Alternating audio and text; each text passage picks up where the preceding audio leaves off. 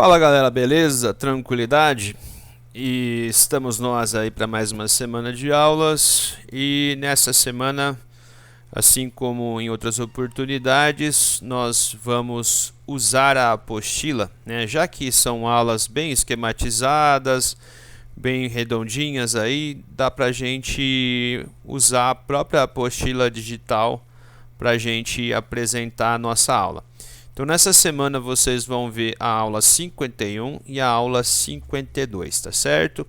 Primeira aula agora nós vamos falar sobre as paisagens polares e as paisagens temperadas. E na próxima aula, as paisagens tropicais e desérticas, tá ok? Então vejam, né? Obviamente que esse assunto das paisagens, ele está relacionado, né? O assunto está relacionado com os tipos climáticos, né? Nós vimos lá os tipos climáticos tropicais, temperados, né? Polares, então desérticos. Obviamente que esse assunto está correlacionado, né? O assunto das paisagens com os tipos climáticos, tá certo? Então, se a latitude era o que determina quase sempre o tipo climático, ou a principal categoria climática, aqui também a latitude vai quase sempre determinar, certo? As paisagens. Tudo bem? Por isso que nós vamos ter aqui na página, deixa eu ver se tem a página aqui, na página 27, né?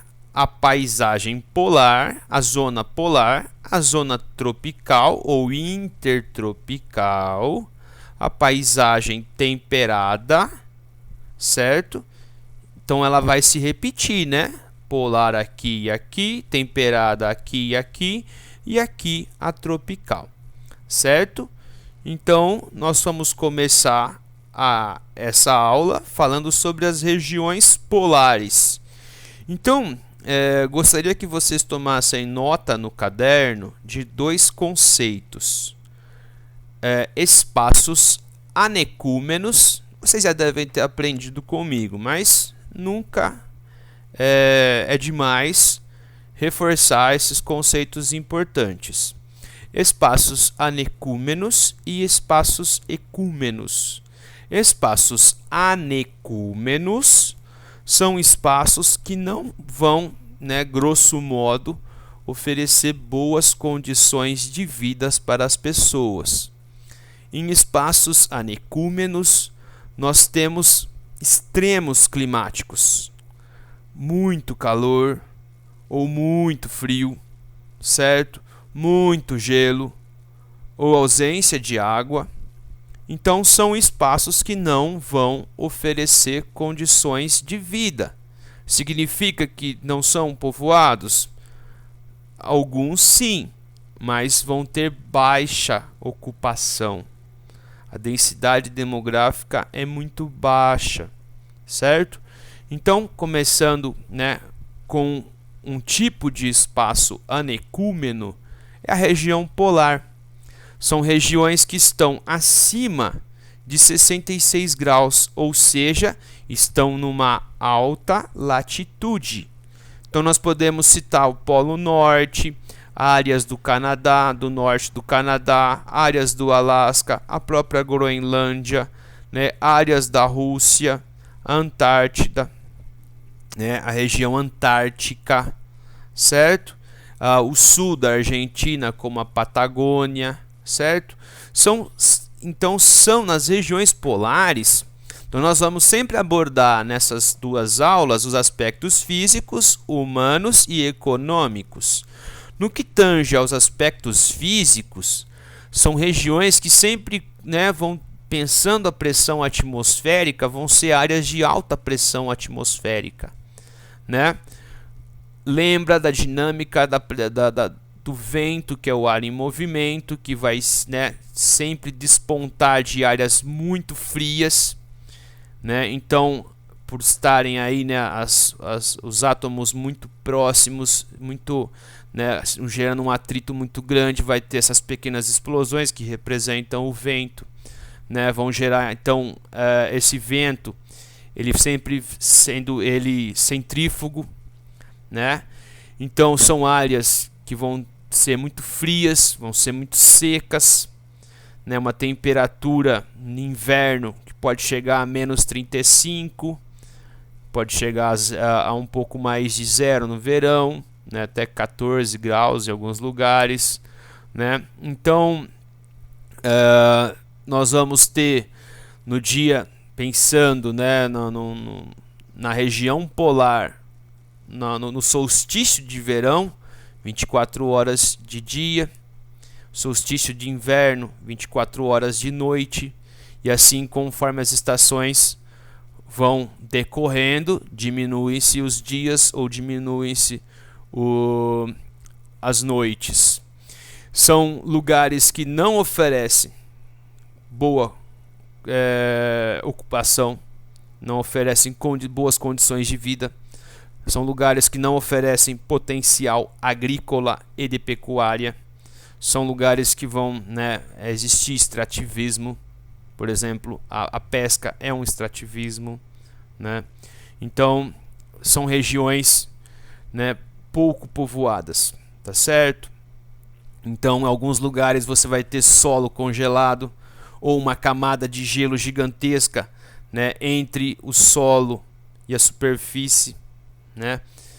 No aspecto humano, nas regiões polares, né, são áreas, como dissemos, né, áreas baixamente povoadas. Aqui, né, na região do hemisfério norte, no polo norte, nós vamos ter os famosos Inuits. E os Inuits, eles não estão apenas nos Estados Unidos e Canadá, eles também estão, né, na Groenlândia, certo? Então os esquimós, os típicos esquimós, eles não estão apenas nos Estados Unidos e no Canadá, eles também estão na Groenlândia. E a Groenlândia é dinamarquesa, tá certo? A comunidade tradicional da Suécia, Noruega e Finlândia são os lapões, né? Na Antártida a ocupação é quase inexistente. A ocupação da Antártida é só apenas de estrangeiros, né, de imigrantes que têm núcleos de estudo. Então a Antártida é ainda um continente, né, inexplorado pelo homem.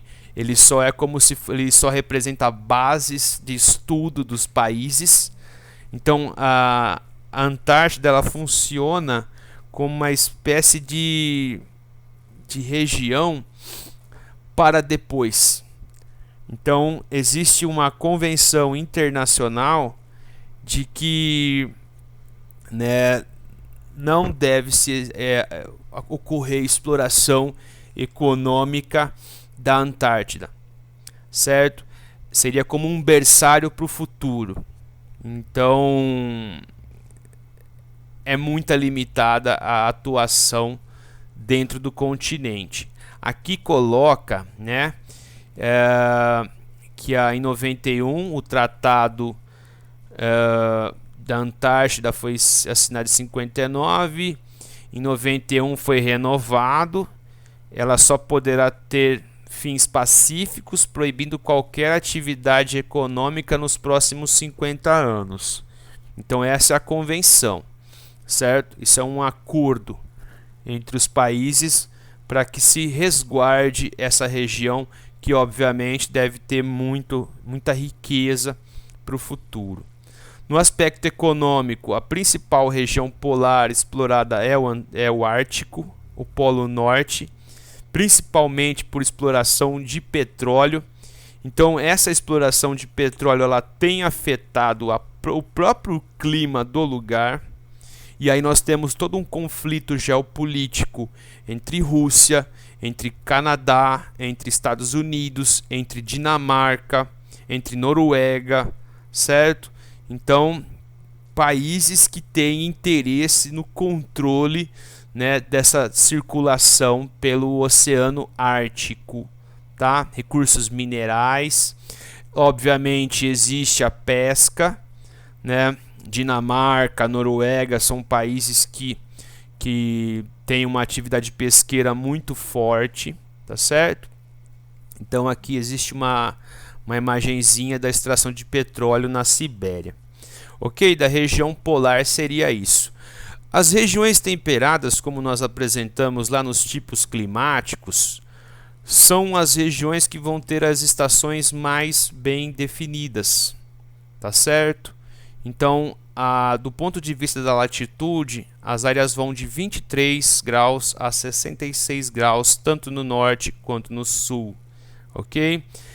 Pensando em massa terrestre, o hemisfério norte apresenta muito mais massa terrestre, né, continente, do que o hemisfério sul, tá certo? Tanto que só vamos ter aqui algumas áreas de continente, né, na região temperada sul, né, na Argentina, no Chile, né, na África do Sul, na Nova Zelândia e na Austrália, tá certo? Do ponto de vista dos aspectos físicos, né, essa é uma paisagem de floresta boreal na Rússia. Nós vamos ter de aspectos físicos áreas, né, com paisagem de florestas boreais e temperadas, né, quando a gente pensa nas florestas caducas. Essas florestas boreais, elas estão mais, né, numa latitude mais alta do que as florestas temperadas caducas, certo? Então, aqui nós vamos ter, né, como eu disse, 4 estações bem definidas. Nós vamos ter a existência de uma amplitude térmica bastante razoável, né? Para quem se esqueceu, seria a variação de temperatura entre as estações ou ao longo do dia, certo? Então, varia muito do lugar e outras variáveis do clima, né, sendo conjugadas. Não sei se vocês se lembram, mas quando nós falamos de climas temperados, eu citei que Paris está numa latitude muito próxima de Kiev. Só que Paris é uma cidade com um clima muito mais agradável. Kiev é frio para burro. Kiev, capital da Ucrânia. Por quê? Porque Paris está perto do mar. Paris está perto, sofre efeito da corrente marítima quente do Golfo, certo? Então a temperatura é mais equilibrada, a temperatura é mais quente. No inverno de Kiev, o bicho pega, chega a fazer menos 20. Então, lembra da dinâmica do continente e da água. A água retém calor, ela traz equilíbrio climático, enquanto que a terra, ela aquece mais rápido, só que ela perde energia mais rápido. Então, na estação do inverno, em que o Sol está mais longe do hemisfério norte e de um país temperado como a Ucrânia, né, o aquecimento é menor. Então, né, essa terra, ela vai demorar para aquecer, e aí nós já temos o final do dia. Então é muito frio, certo? Então, paisagem vegetal dominante, marcada pelas florestas decíduas ou caducas e florestas boreais, né? Dependendo do lugar que tenha, né, vínculo com uma massa de ar seca e quente ou com uma corrente fria, podemos ter, né, vegetação mediterrânea com maquis e garrigues. Então essa é uma vegetação de estepe. A estepe seria uma vegetação rasteira e seca, né, enquanto que a pradaria é uma vegetação rasteira e úmida, sempre verde, certo? A diferença é o seco e o úmido, uma vegetação mediterrânea em Madrid, ok?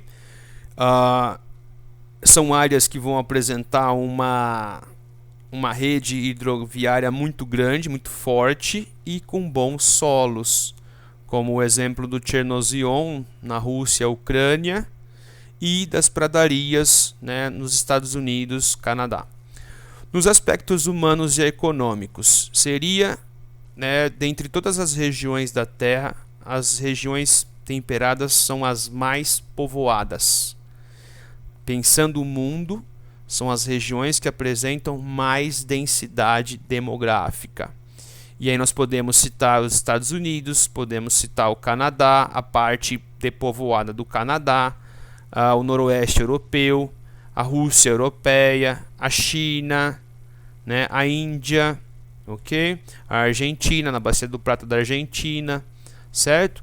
Então, são áreas, aí eu vou usar o outro conceito, são áreas ecúmenas. Quase sempre são áreas ecúmenas, áreas que oferecem boa condição de vida, são áreas que vão oferecer bom potencial agrícola, potencial de pecuária, são áreas que vão oferecer, né, recursos, né, naturais importantes. Então, né, são áreas bastante povoadas, tá certo? Então, ficamos por aqui, né? Vou tirar essa imagem do Borat e fazer o que? Eu peço desculpas, né, pela imagem do Borat, que eu uso um aplicativo aqui, ele é gratuito, então eu tenho que aguentar as propagandas dele, certo? Agradeço a atenção de vocês. Na próxima aula nós vamos para as regiões tropicais.